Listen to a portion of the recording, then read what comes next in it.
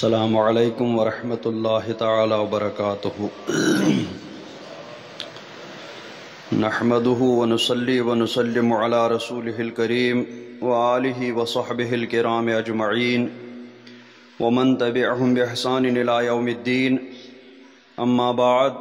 فاعوذ باللہ من الشیطان الرجیم، بسم اللہ الرحمن الرحیم۔ ودخل معه السجن فتیان قال احدهما انی ارانی اعصر خمرا وقال الاخر انی ارانی احمل فوق رأسی خبزا تأکل الطیر منه نبئنا بتعویلہ انا نراک من المحسنین۔ صدق اللہ مولانا العظیم وبلغنا رسولہ النبی الامین الکریم ونحن علی ذلک لمن الشاہدین والشاکرین والحمد للہ رب العالمین۔ آئیے سب سے پہلے اپنے آقا مولا تاجدار مدینہ صلی اللہ تعالی علیہ وسلم کی بارگاہ بے کس پناہ میں درود شریف کا نذرانہ پیش کریں۔ پڑھیں بآواز بلند، اللہم صلی علی سیدنا محمد وعلی آل سیدنا محمد واصحاب سیدنا محمد وبارک وسلم علیہم۔ حضرات گرامی، گزشتہ مجلس میں یہ بیان ہوا تھا کہ حضرت یوسف علیہ السلام کو جب قید خانے میں ڈال دیا گیا تو حضرت یوسف علیہ السلام کے ساتھ دو اور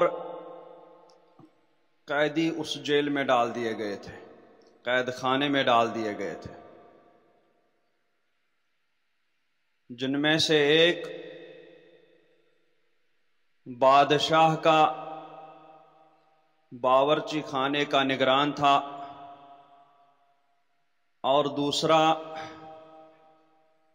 ساقی شراب وغیرہ پلانے پر مامور تھا۔ حضرت یوسف علیہ السلام نے قید خانے میں اپنی زندگی کا نیا سفر شروع فرمایا۔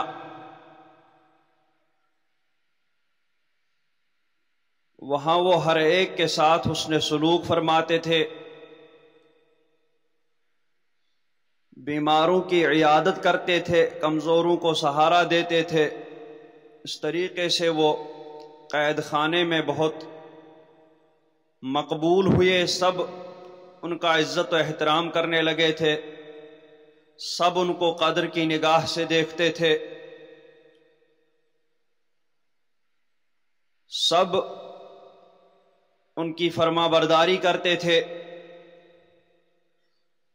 تو ایک دن حضرت سیدنا یوسف علیہ السلام کے پاس وہی دو قیدی آئے اور ان دونوں قیدیوں نے کہا کہ ہم نے ایک خواب دیکھا ہے۔ چونکہ حضرت یوسف علیہ السلام اللہ تبارک و تعالی کی عطا سے خوابوں کی تعبیر بھی بیان فرماتے تھے، تو وہ دونوں قیدی حضرت سیدنا یوسف علیہ السلام کی بارگاہ میں پہنچے اور ان میں سے ایک نے کہا کہ میں نے خواب دیکھا کہ شراب نچوڑتا ہوں،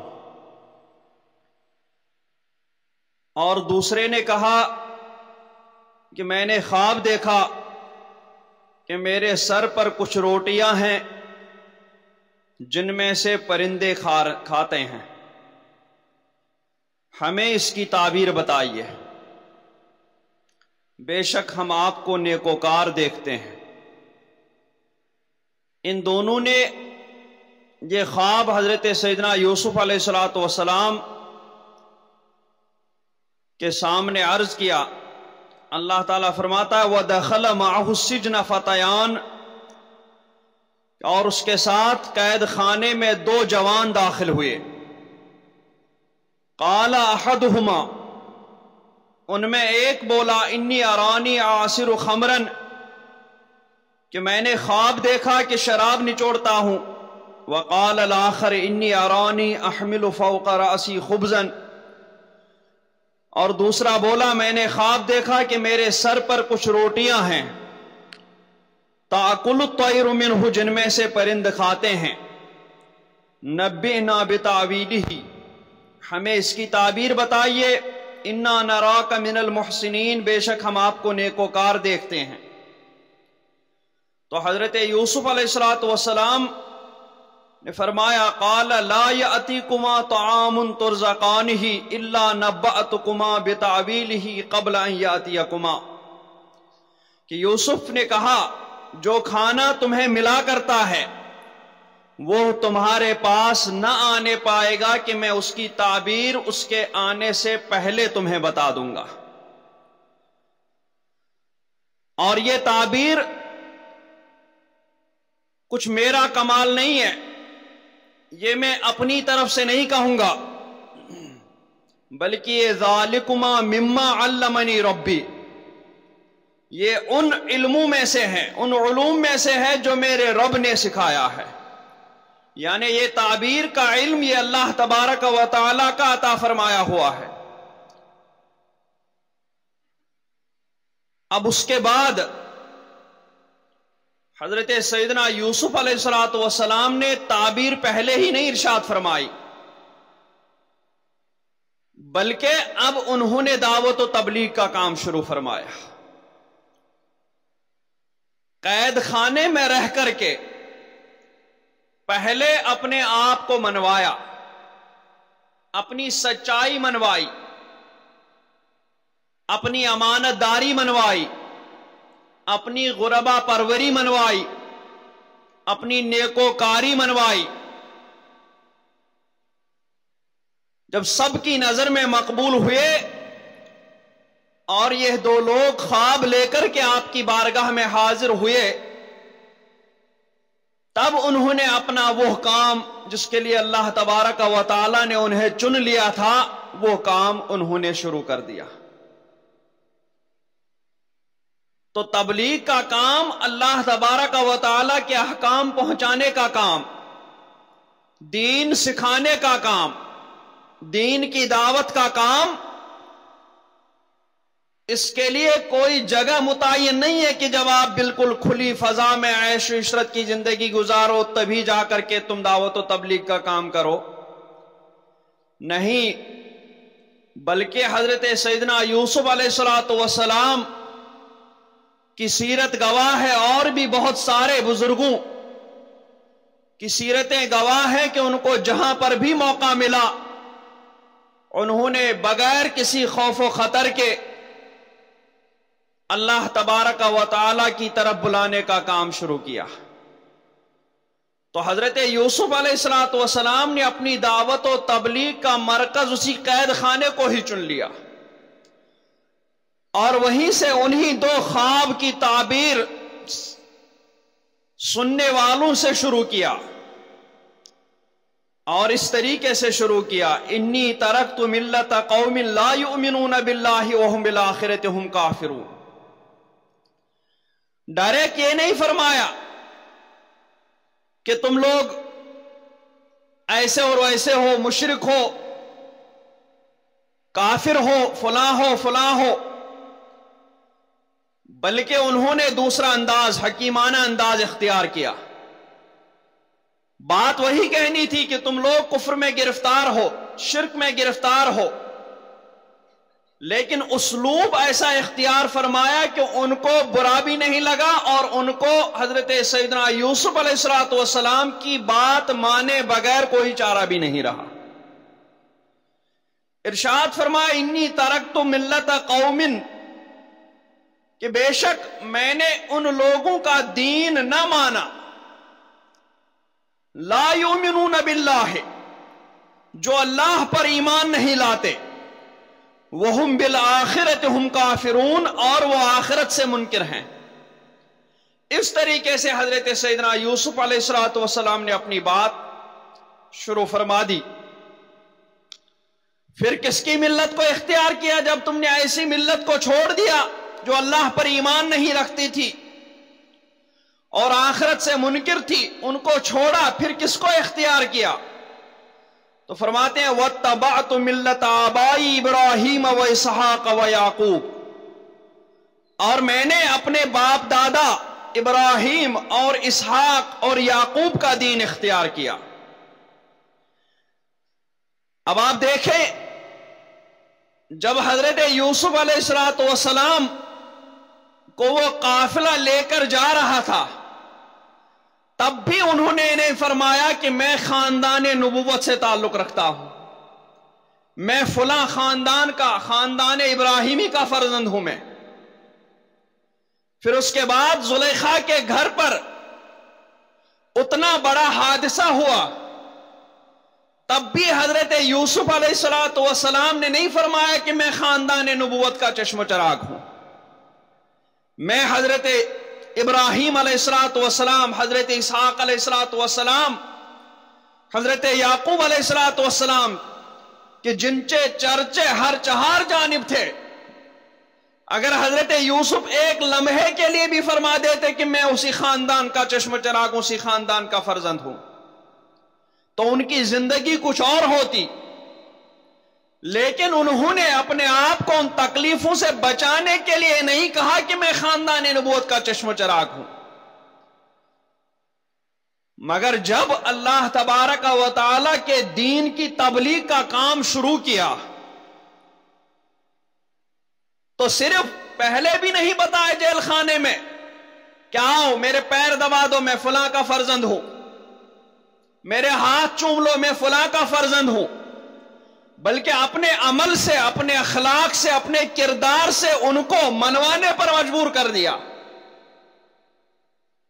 اپنے کردار، اپنے اخلاق کا ان پر اثر چھوڑا، اور ان کے اخلاق و کردار کی وجہ سے قید خانے کے قیدیوں کی نظر میں وہ قدر و عزت کی نگاہ سے دیکھے جانے لگے. اور جب پھر انہوں نے تبلیغ کا کام شروع کیا تو اب لوگ تو ویسے بھی ان کی بات سنتے تھے، ان کی بات مانتے تھے، تو محض اس نیت سے کہ اس طریقے سے اب میری تبلیغ کا کام اور زور و شور سے شروع ہوگا، سامنے والی میری بات کو اور اچھے سے مانیں گے، جلدی میری بات کا اثر قبول کریں گے، جلدی وہ اپنے ادیان باطلہ کو چھوڑ کر کے اللہ کے دین میں داخل ہوں گے. تو اس نیت سے حضرت یوسف علیہ السلام نے اب یہ اعلان فرمایا وَاتَّبَعْتُ مِلَّةَ آبَائِي إِبْرَاهِيمَ وَإِسْحَاقَ وَيَعْقُوبَ، کہ میں نے اپنے آبا و اجداد حضرت ابراہیم اور حضرت اسحاق اور حضرت یعقوب کے دین کو اختیار کیا. تو قید خانوں کو، قیدیوں کو پتہ لگا کہ یہ حضرت یوسف علیہ السلام کوئی معمولی قیدی نہیں ہے، بلکہ یہ خاندان نبوت کے چشم و چراغ اور خاندان نبوت کے فرزند ہے. تو پہلے بھی لوگ دھیان دینے لگے تھے، لیکن جب انہوں نے یہ کہا تو اب ان کی بات کو اور زیادہ لوگ سننے اور سمجھنے اور پھر ماننے لگے. فرمایا ما کان لنا ان نشرک باللہ من شیء، کہ ہمیں نہیں پہنچتا کہ کسی چیز کو اللہ کا شریک ٹھہرائے، ہم صرف اللہ وحدہ لا شریک کو مانتے، اس کے ساتھ کسی کو بھی شریک نہیں کرتے. اور کیسے کرتے؟ ایک عقل مند آدمی سوچے گا کہ جس کائنات کو، کائنات کی ہر چیز کو، زمین کو، ہوا کو، فضا کو، ان سب چیزوں کو اللہ تبارک و تعالی نے انسان کے فائدے کے لیے پیدا فرمایا، تو ہم انہی میں سے کسی کو بھی چن کر کے اس کو اپنا خدا معاذ اللہ مان کر کے اس کے سامنے کیسے جھک سکتے ہیں؟ جب عام عقل مند آدمی بھی اگر یہ سب سوچے تو وہ بھی اللہ تبارک و تعالی کے سوا کسی کے بھی سامنے نہیں جھکے گا. اور پھر اللہ تبارک و تعالی کا شریک ٹھہرانے میں، اس کے ساتھ اور خداؤں کو ماننے میں کتنی خرابیاں ہیں کہ پھر فلاں چیز سے بچنے کے لیے ایک خدا، بارش کے لیے ایک خدا، دھوپ کے لیے ایک خدا، سورج کے لیے ایک خدا، چاند کے لیے ایک خدا، زندگی دینے کے لیے ایک خدا، رزق کے لیے ایک خدا. کتنے خداؤں کو ماننا پڑے گا؟ اور پھر ایک پریشانی آئی، دوسری پریشانی آئی تو پتا چلا کہ ایک پریشانی ایک خدا کی طرف سے ہے، بارش نہیں ہو رہی ہے تو بارش والے خدا کی طرف سے ہے، اب دھوپ نہیں آ رہی ہے تو دوسرے خدا کی طرف سے ہے. تو پھر انسان کا عمل کیا رہ جائے گا؟ اتنے سارے خداؤں کو آپ راضی کرتے رہیں. اتنے سارے، یعنی دو پریشانیوں سے نکالنے کے لیے دو خداؤں کو راضی کرنا پڑے گا. سینکڑوں پریشانیاں ہیں تو سینکڑوں خداؤں کو راضی کرنا پڑے گا، تب جا کر کے وہ ماننے والے اپنی مشکلات سے باہر آ سکتے ہیں. تو بے شمار خدا ماننے میں اور اللہ تبارک و تعالی کا شریک ٹھہرانے میں یہ ساری خرابیاں ہیں. اور ان تمام خرابیوں سے بچنے کے لیے بہتر یہ ہے کہ ایک خدا کو مانا جائے، ساری چیزوں کا خالق اسی کو مانا جائے، جو کچھ گزرے سب اسی کی جانب سے مانا جائے، اور اسی کو راضی کرنے کے لیے صرف اسی کے سامنے جھکا جائے، صرف اسی کو راضی کر لیا جائے. کیونکہ ایک خدا کو راضی کر لیا تو ساری مصیبتوں سے آدمی کو چھٹکارا مل سکتا ہے، ساری نعمتوں سے آدمی مالا مال ہو سکتا ہے. پھر بارش حاصل کرنے کے لیے کسی اور خدا کے پاس نہیں جانا پڑے گا، بلکہ بارش کی ضرورت ہے تو اسی خدا کے سامنے جھکو. دھوپ کی ضرورت ہے تو اسی خدا کے سامنے سر تسلیم خم کر دو. چھاؤں کی ضرورت ہے تو اسی خدا کے سامنے جھک جاؤ. کسی بھی چیز کی ضرورت ہے، اولاد کی ضرورت ہے، اسی خدا کے سامنے جھک جاؤ. پھلوں میں کمی ہو رہی ہے، اسی خدا کے سامنے جھک جاؤ. بیمار ہو رہے ہیں، اسی خدا کے سامنے جھک جاؤ. پھر کسی بھی مشکل سے نکلنے کے لیے کسی اور خدا کے سامنے جھکنے کی ضرورت نہیں ہے، بلکہ صرف اور صرف اسی خدا کے سامنے جھک جاؤ. وہی ہر مشکل سے تمہیں باہر نکال دے گا، وہی ہر نعمت سے تمہیں سرفراز فرما دے گا. پھر ہر خدا کے سامنے سجدے کرنے کی بھی ضرورت نہیں ہے، بلکہ ایک سجدہ، بس ایک سجدہ جو خالص وحدہ لا شریک کے سامنے ہو. یہ ایک سجدہ جسے تو گراں سمجھتا ہے، 1000 سجدوں سے دیتا ہے آدمی کو نجات. پھر جگہ جگہ خداؤں کے سامنے جھکنے کی، سجدے کرنے کی ضرورت نہیں پڑتی، بلکہ صرف اس وحدہ لا شریک کی بارگاہ میں ایک سجدہ کرو، وہی ایک سجدہ تمہیں ان 1000 سجدوں سے نجات دلا دے گا. تو حضرت یوسف علیہ السلام نے ان قیدیوں کو جو دعوت شروع کر دی تو فرمایا ما کان لنا ان نشرک باللہ من شیء، کہ ہمیں نہیں پہنچتا کہ کسی چیز کو اللہ کا شریک ٹھہرائیں. اور ذالک من فضل اللہ علینا وعلی الناس، یہ اللہ کا ایک فضل ہے ہم پر اور لوگوں پر. ولکن اکثر الناس لا یشکرون، مگر اکثر لوگ شکر نہیں کرتے ہیں. اکثر لوگ شکر نہیں کرتے ہیں. آدمی روزمرہ زندگی میں دیکھتا ہے بہت ساری شکایتیں ہیں. بجلی کی شکایت ہے تو بجلی والے ڈپارٹمنٹ میں جاؤ، پانی کی شکایت ہے تو پانی والے ڈپارٹمنٹ میں جائیں، بیمار ہیں تو ہاسپٹل کا رخ کریں، مکان بنانا ہے تو انجینئر کا دروازہ کھٹکھٹاؤ، کیس چل رہا ہے تو وکیل کے گھر جاؤ. جس طریقے کی پریشانی ہے ایک جگہ حل نہیں ہونے والی ہے، بلکہ جگہ جگہ جانا پڑے گا. بجلی والی پریشانی آپ کی انجینئر کے گھر پہ دور نہیں ہوگی، وہ کہے گا اس کا وہ ڈپارٹمنٹ ہے وہیں چلے جاؤ، وہیں دور ہو جائے گی. لیکن اللہ تبارک و تعالی کا شکر ہے، احسان ہے، کرم ہے کہ بندے کو جو بھی شکایت، جو بھی پریشانی، جو بھی مشکل ہے، اس اللہ تبارک و تعالی کی بارگاہ میں جائے گا تو وہاں سے اب یہ نہیں کہا جائے گا کہ کسی اور بارگاہ، وہ اور ڈپارٹمنٹ ہے وہاں جا کر کے تم کہو. نہیں، اگرچہ اللہ تبارک و تعالی نے مختلف کاموں کے لیے مختلف فرشتے مقرر فرمائے ہیں، لیکن پھر بھی جب اسی ڈپارٹمنٹ کی کوئی پریشانی اللہ تبارک و تعالیٰ کی بارگاہ میں لے کر پہنچتا ہے تو اللہ تبارک و تعالیٰ اس کو دوسری بارگاہ کی طرف نہیں بھیجتا ہے، بلکہ اللہ تبارک و تعالیٰ کی بارگاہ وہ بارگاہ ہے کہ جہاں سے زندگی کی ہر مشکل آسان ہو جائے، جہاں سے زندگی کی ہر پریشانی دور ہو جائے. صرف اور صرف وہی بارگاہ ہے جہاں کسی اور بارگاہ کی طرف نہیں بھیجا جائے گا. لیکن اس بارگاہ کا فیضان سرکار دو عالم صلی اللہ تعالی وسلم کی بارگاہ سے ہو کر کے آتا ہے سر. اسی لیے فرمایا وَلَوْ أَنَّهُمْ إِذْ ظَلَمُوا أَنفُسَهُمْ جَاءُوكَ، یہ اس نے خود فرمایا کہ میری ہی بارگاہ میں آؤ، بے شک میں تمہاری ہر پریشانی کو دور کر دوں گا، میں تمہاری ہر مصیبت دور کروں گا،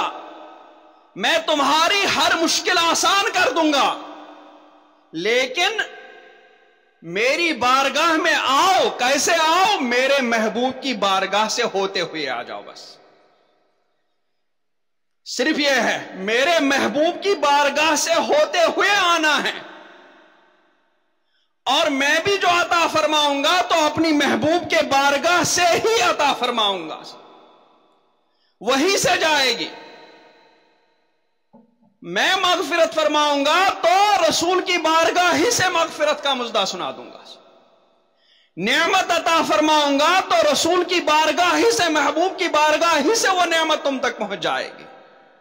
بخدا خدا کا یہی ہے در، نہیں اور کوئی مفر مکر، جو وہاں سے ہو یہیں آ کے ہو، جو وہاں نہیں تو یہاں نہیں، جو یہاں نہیں تو وہاں نہیں. چونکہ اللہ تبارک و تعالیٰ کو ان آنکھوں میں تاب نہیں کہ اللہ تبارک و تعالیٰ کو دیکھیں، اس کا دیدار کریں. ان دنیاوی آنکھوں میں طاقت ہی نہیں ہے کہ اس کو دیکھیں، اس کا دیدار کریں، سوائے سرکار دو عالم صلی اللہ تبارک و تعالی علیہ وسلم کے کسی کی آنکھ میں اتنی طاقت نہیں کہ وہ اللہ تبارک و تعالی کا دیدار اس دنیا میں کرے. باقی قیامت کے بعد جنت میں اللہ تبارک و تعالی طاقت عطا فرمائے گا کہ جس سے ہم اس کا دیدار کر سکیں. تو یہاں اللہ تبارک و تعالی کو کسی نے دیکھا نہیں، تو بارگاہ میں جائے تو کون سی بارگاہ میں جائے؟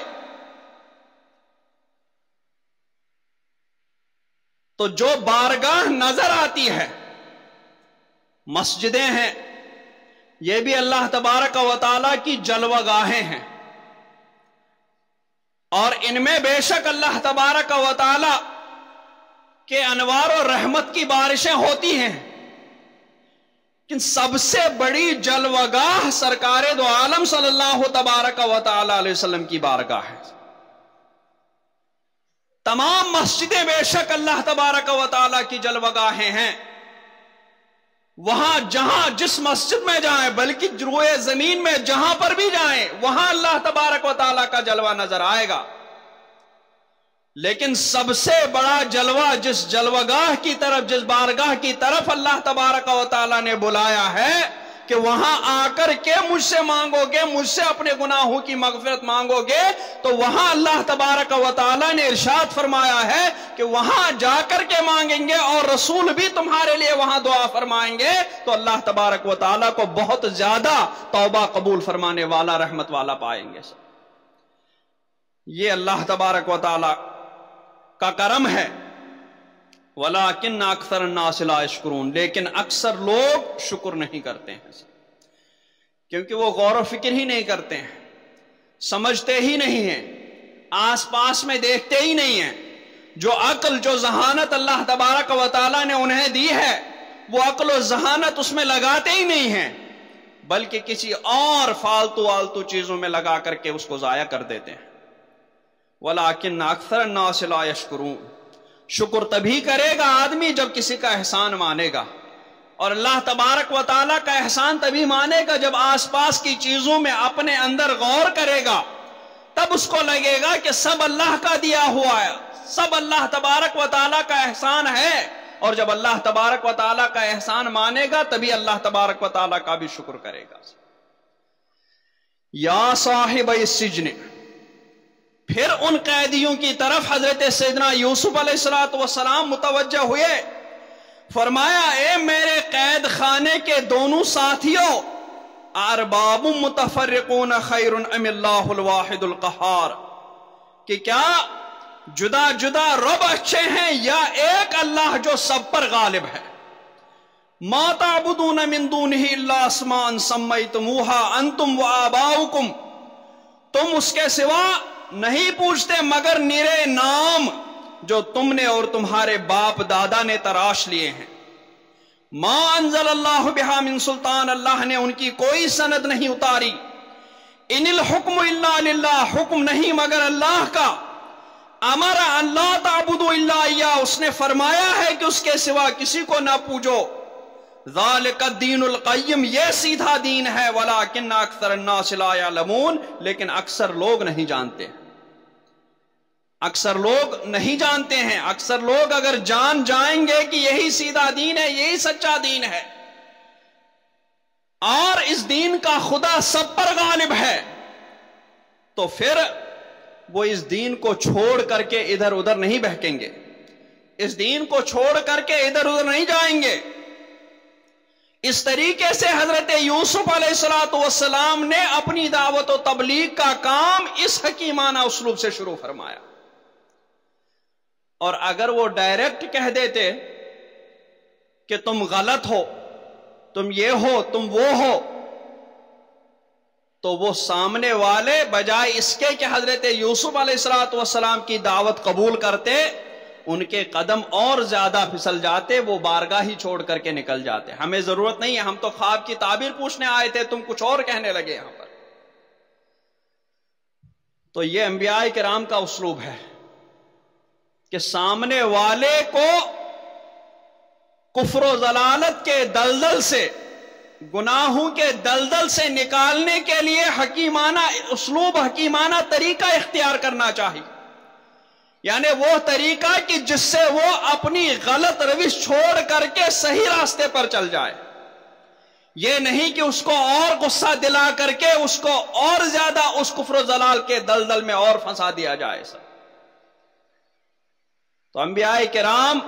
علیہم السلام کی سیرتوں کا اگر اس طریقے سے مطالعہ کیا جائے کہ انہوں نے گمراہوں کو کیسے گمراہی کے گڈھے سے نکال کر کے صراط مستقیم پر کھڑا کر دیا، ان گناہگاروں کو کیسے گناہوں کے دلدل سے نکال کر کے نیکی کے راستے پر چلایا، اگر انبیاء کرام کے طریقوں پر غور کر دیا جائے تو آج بھی کوئی بعید نہیں ہے کہ ہمارے ہاتھوں بھی بہت سارے گناہگار اپنے گناہوں سے توبہ کر لیں، بہت سارے زلال، بہت سارے غلط راستے پر چلنے والے اپنا غلط راستہ چھوڑ کر کے سیدھے راستے پر چلنے کے لیے تیار ہو جائیں۔ لیکن ہمارا طریقہ دور دور تک انبیاء کرام کے طریقوں سے میل نہیں کھاتا ہے۔ ہمارا طریقہ اس کو اس دلدل سے نکال کر کے راستے پر گامزن کرنا نہیں ہوتا، بلکہ اپنی بڑائی دکھانا مقصود ہوتا ہے، اپنا غلبہ دکھانا مقصود ہوتا ہے، اپنی قابلیت کا اظہار مقصود ہوتا ہے۔ اس وجہ سے ہماری زبانیں بے اثر ہو جاتی ہیں۔ پھر اس کے بعد جب حضرت سیدنا یوسف علیہ السلام نے ان کو یہ دعوت دے دی، پھر اس کے بعد فرمایا کہ اسی رب نے مجھے یہ علم عطا فرمایا۔ اب سنیں، یا صاحب السجن، اے قید خانے کے دونوں ساتھیوں، اما احدکما فیسقی ربہ خمرا، تم میں ایک تو اپنے رب یعنی بادشاہ کو شراب پلائے گا، وَأَمَّا الْآخَرُ فَيُسْلَبُ، یعنی جو شراب نچوڑ رہا تھا وہ اپنے آقا کو شراب پلائے گا، بادشاہ کا ساقی تھا، بادشاہ کو وہ شراب پلائے گا، یعنی اس کے جرم کو معاف کر کے پھر سے بادشاہ کا قرب نصیب ہوگا، بادشاہ کی بارگاہ میں اس کو حاضری نصیب ہوگی، اور وہ بادشاہ کو پھر سے پہلے کی طرح شراب پلانے کا کام شروع کرے گا۔ وَأَمَّا الْآخَرُ، اور رہا دوسرا، فَيُسْلَبُ، تو وہ سولی دیا جائے گا، فَتَأْكُلُ الطَّيْرُ مِنْ رَأْسِهِ، تو پرندے اس کا سر کھائیں گے۔ یعنی جو کہہ رہا تھا کہ میرے سر پر کچھ روٹیاں ہیں اور پرندے آ کر کے اس سے کھا رہے ہیں، تو اس کی تعبیر حضرت یوسف علیہ السلام نے ارشاد فرمائی کہ تم وہ سولی پر لٹکا دیا جائے گا، اور اس کے بعد پرندے آئیں گے اور وہ تمہارے سر سے جس طرح خواب میں روٹیاں چن چن کے کھا رہے تھے، ایسے ہی چونچ مار مار کر کے تمہارا سر کھا کے چلے جائیں گے۔ جب ان لوگوں نے یہ تعبیر سنی، اپنے ان خوابوں کی تعبیر جب سنی، تو حضرت سیدنا عبداللہ ابن مسعود رضی اللہ تبارک و تعالی عنہ کی ایک روایت ہے، فرماتے ہیں کہ تعبیر سننے کے بعد انہوں نے کہا کہ حضرت ہم نے کوئی خواب واب نہیں دیکھا تھا، ہم نے جھوٹا بیان کر دیا تھا، ہم میں سے کوئی خواب نہیں دیکھا تھا کسی نے بھی، ہم نے یوں ہی کہا تھا تاکہ دیکھیں کہ آپ کس طریقے سے تعبیر بتاتے ہیں۔ تو حضرت یوسف علیہ السلام نے فرمایا قضی الامر الذی فیہ تستفتیان، کہ اب تم نے خواب دیکھا ہو یا نہ دیکھا ہو، یہ جو تعبیر بتا دی گئی یہ تعبیر ظاہر ہو کر ہی رہے گی۔ قضی الامر، حکم ہو چکا ہے، فیصلہ ہو چکا، الذی فیہ تستفتیان، اس بات کا جس کا تم سوال کرتے تھے، جس کا تم نے استفتاء کیا تھا، جس کے بارے میں تم نے پوچھا تھا، اس کے بارے میں جو بتا دیا گیا وہ فیصلہ ہو چکا ہے۔ اب تم نے چاہے خواب دیکھے ہوں یا نہیں دیکھے ہوں، تعبیر ظاہر ہو کر کے ہی رہے گی۔ اور اس کے بعد حضرت یوسف علیہ السلام اس شخص کی طرف جس کے بارے میں یہ تعبیر بتائی تھی کہ اسے آزاد کر دیا جائے گا، اس کا جرم معاف کر دیا جائے گا، اور پھر سے اس کو بادشاہ کے پاس جانے کا موقع فراہم ہوگا، اس شخص سے حضرت یوسف علیہ السلام نے ارشاد فرمایا کہ وَقَالَ لِلَّذِي ظَنَّ أَنَّهُ نَاجٍ مِّنْهُمَا، اور یوسف نے ان دونوں میں سے جسے بچتا سمجھا، جسے سمجھا کہ وہ نجات پائے گا، وہ قید خانے سے رہا ہو جائے گا، اس شخص سے کہا کہ اذکرنی عند ربک، کہ اپنے رب یعنی بادشاہ کے پاس میرا ذکر کرنا۔ فانساہ الشیطان ذکر ربہ، یہاں یہ رب کا لفظ آ رہا ہے، اور سورہ یوسف میں کئی جگہ یہ لفظ آیا ہے۔ حضرت یوسف علیہ السلام نے بھی عزیز مصر کے لیے استعمال فرمایا تھا، اور یہاں پر بھی ایک دو جگہ ارشاد ہوا ہے۔ تو رب کے کئی معنی ہیں، رب کا معنی مالک بھی ہے، رب کا معنی مربی ہے، تربیت دینے والا، رب کا معنی سید بھی ہے، رب کا معنی خالق بھی بتایا گیا ہے، اس طرح رب کے کئی معنی ہیں۔ تو رب اگر مطلقاً بولا جائے تو وہ صرف اللہ تبارک و تعالیٰ کے لیے استعمال ہوتا ہے، اس کے سوا کسی کے لیے استعمال نہیں ہوگا۔ اور رب کو اگر اضافت کے ساتھ بولا جائے، تمہارا رب، ہمارا رب، میرا رب، اس طریقے سے کسی چیز کی طرف نسبت کر کے اگر بولا جائے تو بعض علماء نے فرمایا ہے کہ اضافت کے ساتھ مطلقاً جائز ہے، ٹھیک ہے نا؟ چاہے ذوی العقول یعنی انسانوں کی طرف نسبت کر کے بولا جائے، اور چاہے غیر ذوی العقول یا بے جان چیزوں کی طرف نسبت کر کے بولا جائے، جیسے رب الدار کہتے اس گھر کا مالک، اسی طریقے سے غلاموں کا آقا ہوا کرتا تھا پہلے، تو غلام کو عبد بولتے تھے اور اس کے آقا کو رب بولتے تھے، رب العبد، اس غلام کا مالک، اور وہ مالک ہی کے معنی میں ہوتا تھا۔ تو اگر رب بغیر نسبت کے بولا جائے تو پھر اللہ تعالیٰ کے لیے ہی استعمال ہوگا، دوسرے کے لیے استعمال نہیں۔ اور اگر نسبت کے ساتھ بولا جائے تو بعض علماء نے فرمایا نسبت کے ساتھ جس چیز کی طرف بھی نسبت کر کے بولا جائے جائز ہے، چاہے انسانوں ہی کی طرف نسبت کر کے بولا جائے تو بھی جائز ہے، جیسا کہ حضرت یوسف علیہ السلام کے اس واقعے میں مذکور ہے، لیکن بعض علماء نے فرمایا کہ نہیں، اگر انسان کی طرف نسبت کر کے بولا جائے تو مکروہ ہے، یعنی کراہت سمجھی ہے، اور باقی بے جان اور غیر ذوی العقول کی طرف بولا جائے نسبت کر کے تو وہ جائز ہے، اس میں کراہت بھی نہیں ہے سب۔ تو اس طریقے سے رب کا استعمال ایسے ہے۔ تو یہاں پر بادشاہ کے لیے استعمال ہوا ہے، وَقَالَ لِلَّذِي ظَنَّ أَنَّهُ نَاجٍ مِّنْهُمَا، یوسف نے ان دونوں میں سے جسے بچتا سمجھا کہ رہا ہو جائے گا، نجات پائے گا، اس سے کہا اذکرنی عند ربک، اپنے رب یعنی بادشاہ کے پاس میرا ذکر کرنا، اپنے آقا کے پاس میرا ذکر کرنا۔ اور اس کے بعد وہ دونوں قیدی رہا ہو گئے، اس قید خانے سے دونوں کو نکالا گیا،